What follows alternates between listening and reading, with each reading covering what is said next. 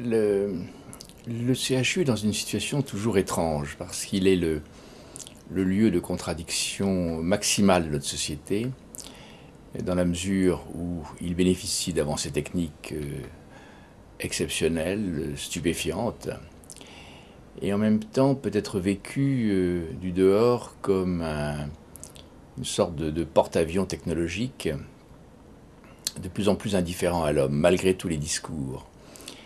Et peut-être ma chance relative, c'est d'avoir été dedans et dehors. Dedans, si on est à l'intérieur de l'hôpital, la perception de la demande de la société peut être simplement tirée vers une réponse efficace, technique. Le CHU intimide la personne et qui se dit qu'elle n'est pas là pour avoir nécessairement un café ou rencontrer une convivialité.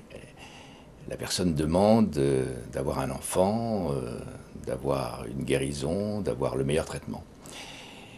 Et le dehors, tel que ma fonction au Comité national d'éthique me l'a enseigné, c'est de ne pas se mettre en position critique, comme s'il y avait une posture critique extérieure par rapport à l'hôpital, mais de démontrer que c'est un lieu commun, mais pourtant évident, c'est que la technique doit être au service de l'homme et pas le contraire. Et qu'il y a un moment où la technique hospitalière, chirurgicale, médicale fascine tellement qu'elle consomme l'humain. C'est-à-dire que l'humain doit s'adapter aux contraintes technologiques, contraintes de l'IRM, contraintes d'une chimiothérapie. Et peut-être d'ailleurs le paradoxe croissant, c'est que l'économie devenant l'élément fondamental de la relation entre le médecin et l'institution hospitalière et le malade, il peut y avoir une tentation d'aller vers une médecine non seulement efficace, mais une médecine économiquement rentable. Et quand on est rentré dans ce cercle vicieux, c'est-à-dire efficacité, rentabilité, eh bien le dernier tiers, c'est-à-dire l'homme, il est exclu. Il est exclu non pas par une volonté d'exclusion, il est exclu tout simplement parce qu'il vient pervertir, il vient perturber le système.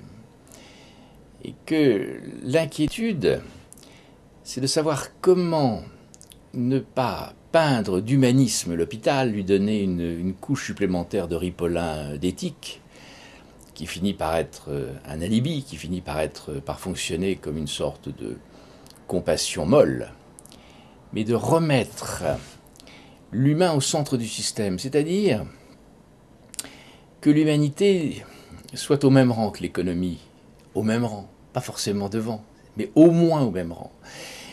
C'est qu'il y ait des indices d'humanité dans un hôpital, et qu'il n'y ait pas uniquement des indices quantitatifs, des indices de performance, que la jeune fille perdue à l'occasion d'une grossesse, que la personne âgée qui a un Alzheimer, que le malade qui a un cancer qui n'a pas de solution thérapeutique, soit accueilli au sens hospitalité, et que l'hôpital n'ait pas oublié son étymologie. Et que quelquefois je suis frappé de voir que cet accueil d'humanité se transforme en deuil d'humanité. Alors, il ne faut pas porter un regard noir sur l'hôpital. Je suis un médecin, je suis comme les autres, j'ai probablement failli à certaines périodes en n'étant pas disponible au moment où les personnes le souhaitaient.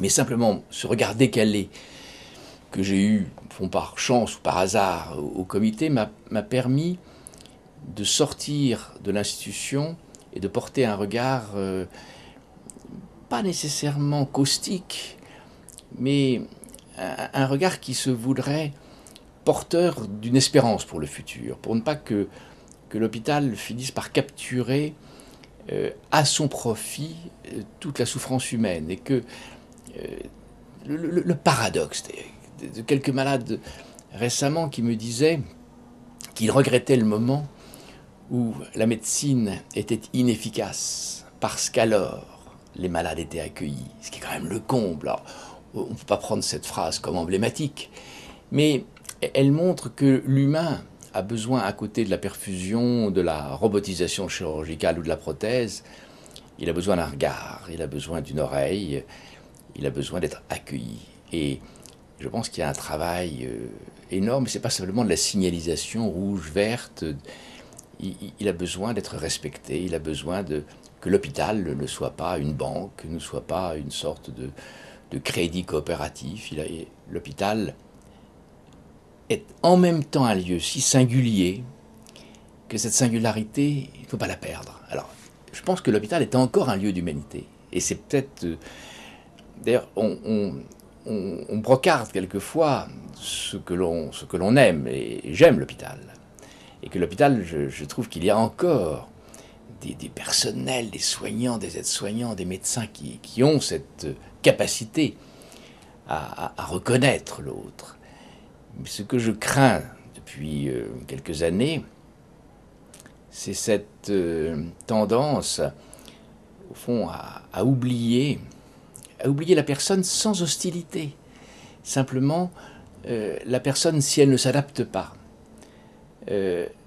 à ce que la médecine produit comme norme, elle doit nécessairement s'abstraire. Et ce n'est pas une exclusion de type violence. Alors, évidemment, il peut y avoir tel ou tel comportement un peu désagréable de tel soignant ou de tel médecin, mais ce n'est pas tellement ça dont je parle, parce que c'est partie au fond, des faillites de l'humanité. C'est plutôt comment notre système, à un moment donné, a tellement privilégié les normes techniques que les personnes doivent s'y soumettre. Et c'est cette tendance qui finit par être tellement prégnante à partir du moment où les indicateurs économiques deviennent non seulement dominateurs, mais en même temps les seuls points sur lesquels un hôpital va être jugé. Sa performance, ça va être jugé, bon, bien sûr, sur telle ou telle amélioration, mais il va être essentiellement jugé sur un équilibre comptable. Et l'équilibre comptable qui apparaît comme le seul élément d'évaluation finit par dévorer. Et parce que ce que j'appelle le deuil d'humanité, c'est-à-dire finit par oublier ontologiquement ce qu'est un hôpital. Alors peut-être que dans le futur, un hôpital devra changer de nom. Ce sera une entreprise de soins. Et pourquoi pas? Peut-être que l'humanité, au fond, adorerait ça, se faire réparer, changer sa hanche, changer ses articulations, enlever son foie, sa rate, son cœur, le remplacer, des cellules souches, et que peut-être qu'il y aura une certaine volupté de l'humain à se transformer en réparateur de pièces détachées, et puis à de confier à quelques structures plus ou moins caritatives les personnes âgées ou les personnes porteuses d'un handicap du corps ou de l'esprit. Et peut-être que la société n'est pas tellement contre, et qu'elle est fascinée par le progrès technologique. Et elle se dit que peut-être l'accueil à l'hôpital, il faut payer ça d'un moindre accueil.